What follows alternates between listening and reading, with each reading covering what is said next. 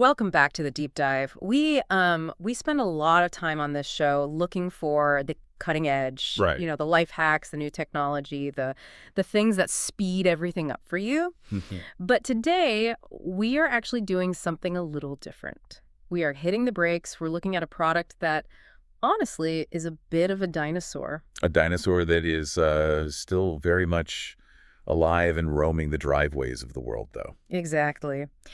We are talking about car care today, but specifically, we are taking a deep dive into AutoGlym Extra Gloss Protection. Yeah. This stuff has been on the shelves for over a decade. I mean, the bottle looks like it hasn't changed design since I was in high school. Oh, easily. And the mission today is pretty simple. Does this old school product still hold up? Or are we just looking at, nostalgia in a square bottle? It's a fascinating question, really, because the car detailing world has just exploded in the last 5 years. Oh, totally. We have ceramics, graphenes, spray-on rinse-off coatings. Everything's entirely about speed.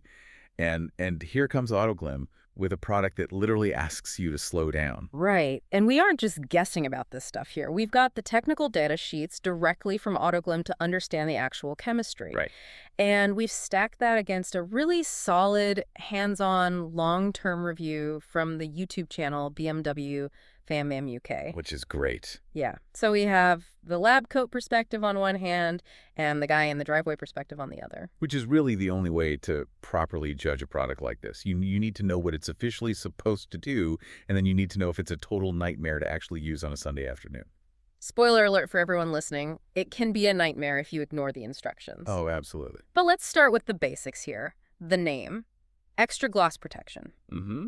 To me, the average consumer walking down the aisle at the auto parts store, that sounds like a product that makes my car glossy. Like if I have a dull car, I buy this and boom, glossy car. And that right there is the single biggest trap with this product. Yeah. If you buy this expecting it to magically fix your bad paint, you are going to be incredibly disappointed. So let's clarify the classification immediately because the source material is super adamant about this. It is not a polish. We cannot stress this enough to you. Right. In the detailing world, terms get thrown around very loosely, but polish actually has a specific mechanical definition. A polish contains abrasives. Like liquid sandpaper. Exactly.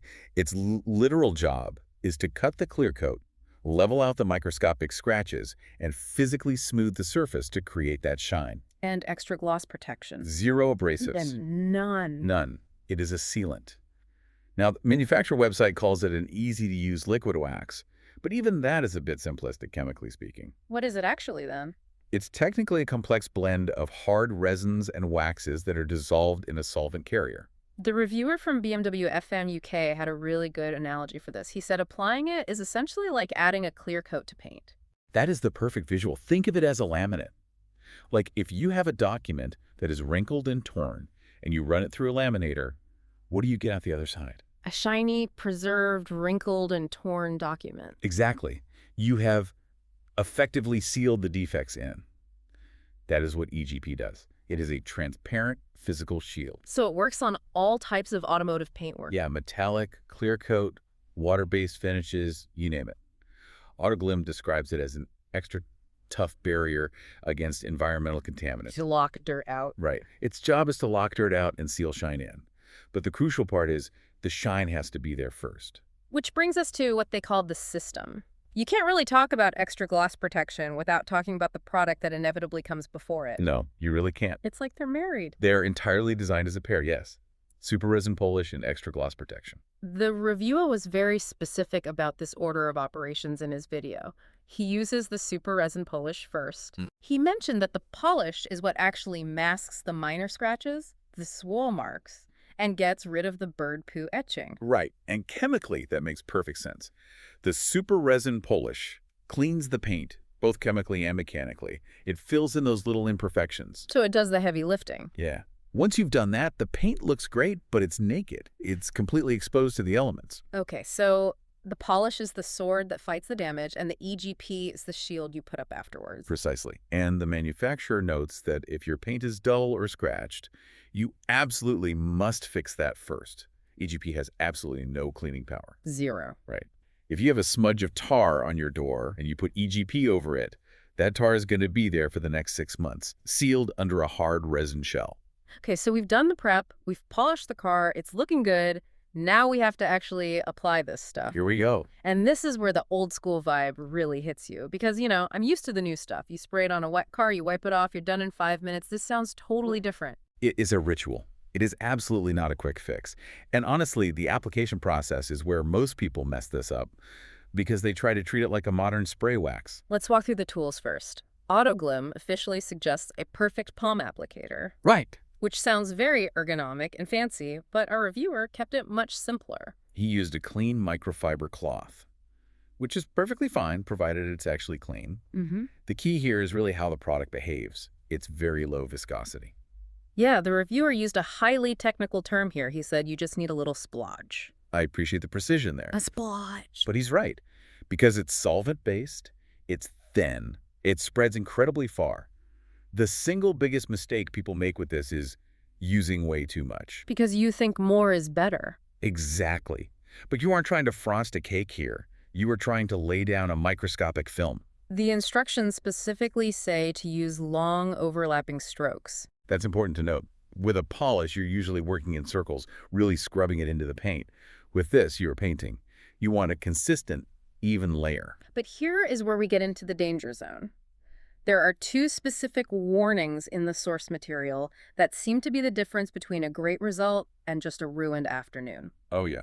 The first one is the sun. This is non-negotiable. The reviewer explicitly warned, do not apply this in direct sunlight. Why is that, though? I mean, people wash cars in the sun all the time. It comes down to the chemistry of those resins we talked about. They are suspended in a solvent. Think of it like a carrier liquid. Okay. That solvent needs to evaporate at a very controlled rate so the resins can actually settle and link up on the paint. If the sun hits the panel, the metal gets hot. And the liquid just boils away. It flashes off instantly. It's gone before the resin can even organize itself. And what's the actual result of that on the car? The resin literally bakes onto the surface. The reviewer said it becomes actually quite hard to polish off. Hard to polish off is basically code for your arm is going to fall off. Essentially, yes. You will be scrubbing and sweating to get that residue off. It turns into cement. So, cool panels in the shade. That's rule number 1. Got it. Now, rule number 2 involves the trim. The manufacturer says, do not apply to unpainted rubber or unpainted plastic trim. This is a classic hallmark of these older resin sealants.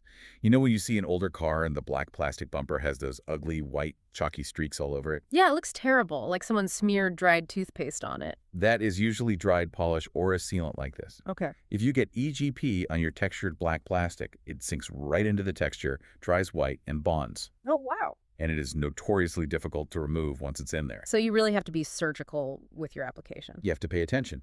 Modern ceramic sprays are often marketed as safe on all surfaces. You can spray the glass, the rubber, the plastic, and it's fine. EGP is strict. It is for painted surfaces only. Okay, so we've applied our splodge. We've kept it out of the sun. We've stayed far away from the plastic trim. Now comes the part that I think is the absolute hardest sell for the modern consumer. Oh, wait. The wait. The website specifies allowing 30 minutes to dry before buffing. Yeah. 30 minutes. It sounds like an absolute lifetime in the year 2024. Seriously. I can wash my entire car in 30 minutes. Why on earth does it need to sit there for half an hour? Because it is physically changing state.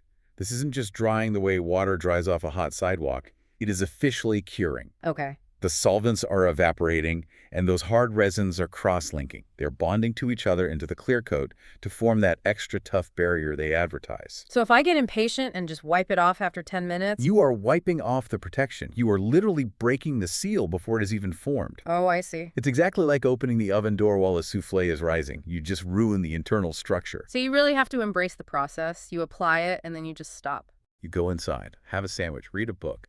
It forces a mandatory break in the action. And once that 30 minutes is finally up, assuming you didn't bake it in the sun, how is the removal process? The reviewer noted this as a huge positive. He said, provided you follow the rules, it comes off quite nicely. That's a relief. And crucially, he noted there was absolutely no dust. That is a very big deal. I remember using old paste waxes back in the day, and when you buffed them off, it looked like it was snowing in the garage. Dust everywhere. Which completely undoes all your hard work. because now your freshly sealed car is covered in white dust. Exactly. EGP seems to offer a very clean removal. You use that high-tech finishing cloth, the film hardens, but the residue wipes away cleanly. So we've put in all the work, we've waited the 30 minutes, we've duffed it off. What are we actually left with? What is the real payoff for all this patience? You are left with two main things. Gloss, obviously, but primarily you're left with durability. Let's talk numbers on that. How long does this resin shell actually last? The manufacturer claims it lasts up to 30 washes. 30 washes. That is a bold claim. If you wash your car every 2 weeks, that's over a year of protection. Theoretically, yes. Though in the real world, environmental factors obviously play a huge part. AutoGlym officially recommends reapplying it 4 to 6 times a year to maintain peak performance, or a few times a year for 365-day protection. So roughly once a season. That feels manageable. It is very manageable, and the reviewer fully backed up the durability claims. Okay. He spent some time talking about the beading. That's the So hydrophobicity. the super beating action where the water just balls up and rolls off? He said the beads from this product last quite a while, and that's your visual indicator that the shield is still active. If the water is still beating up, the resin is still there doing its job. But he also made a comparison in his review that I thought was really honest. He compared EGP directly to the modern ceramic stuff. He did. He called EGP old school ceramic, which I think is a really nice way to frame it. Yeah. But he admitted that personally. He prefers the modern ceramic sprays nowadays. Did he say exactly why? Because if EGP genuinely lasts 30 washes, that's highly competitive. It basically came down to the behavior of the water.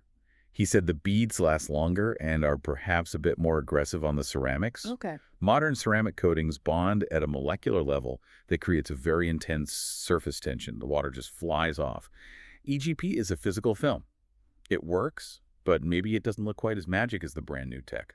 But, and this is the key point for me, he said EGP has stood the test of time over 11 years. He said it's still not a bad product. That is massive praise in an industry that literally changes every 6 months. For a chemical product to remain entirely relevant for a decade means it works. It's reliable. Yeah. It's the Toyota Camry of sealants. It may not be the flashiest thing at the show, but it starts every single time. And it's cheap. We really have to talk about the value proposition here. Under a tenner on Amazon, according to the review. That is wildly cheap. I mean, you walk into an auto parts store right now, and some of these new ceramic kits are 50, 60, maybe $100. Right. Exactly. If you are just getting into detailing, or you're on a tight budget, or you just don't want to spend a fortune on chemicals, this is an incredible entry point for you. Absolutely. You get a professional-grade sealant that lasts for months, literally for the price of a fast food lunch. But there is a bit of a trap here regarding value, or rather regarding doing too much. We touched on the system of polish then seal, but what about adding more on top of that? Ah, the great layering myth. Yeah. The source had a specific FAQ about this.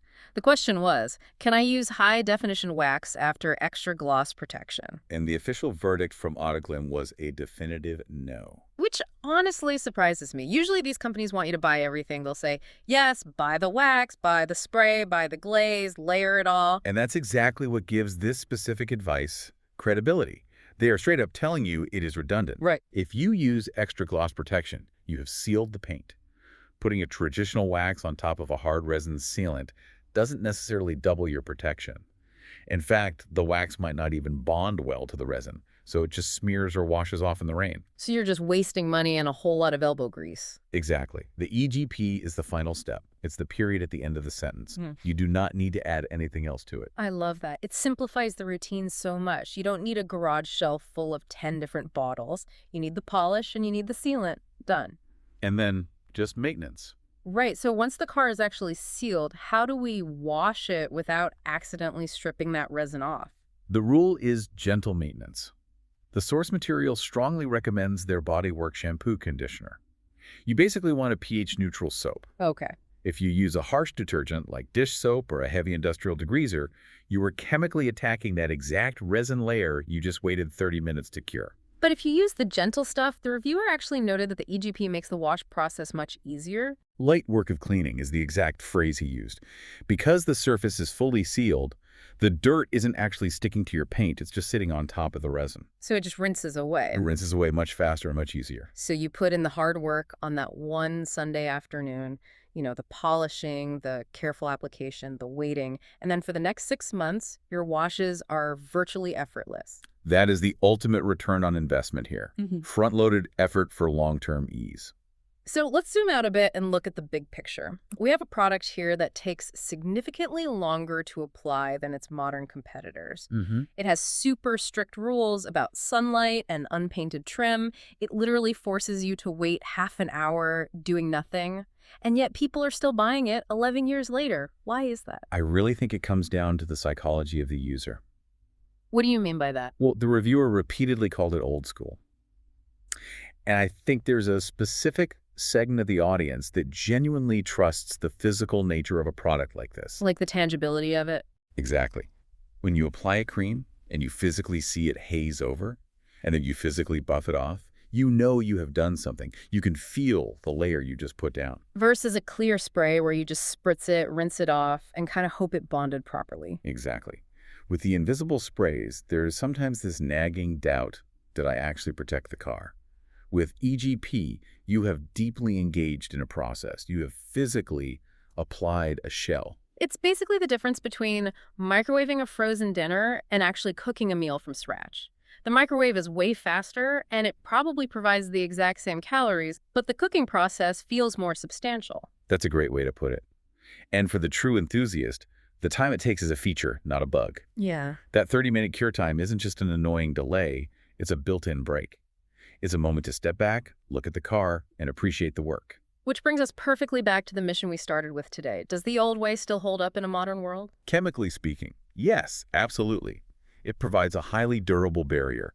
Economically, unquestionably, it's an absolute bargain. But functionally, for the person using it? Functionally, it just demands more from you. It demands patience. If you are the type of person who views washing the car as a tedious chore to get done as fast as humanly possible, this product will undoubtedly annoy you. You should just go buy a spray.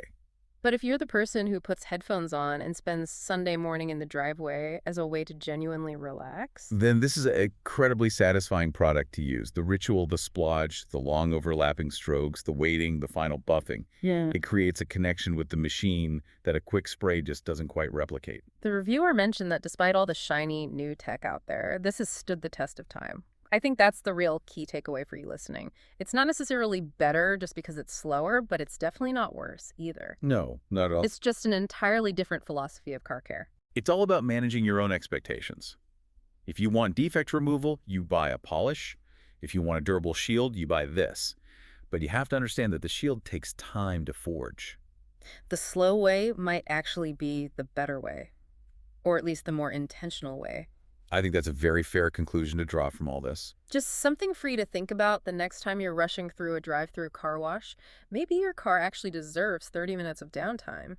And, maybe you do too. That's pretty deep. Thanks for joining us for this deep dive on AutoGlym Extra Gloss Protection. We'll catch you all on the next one. Drive safe, everyone.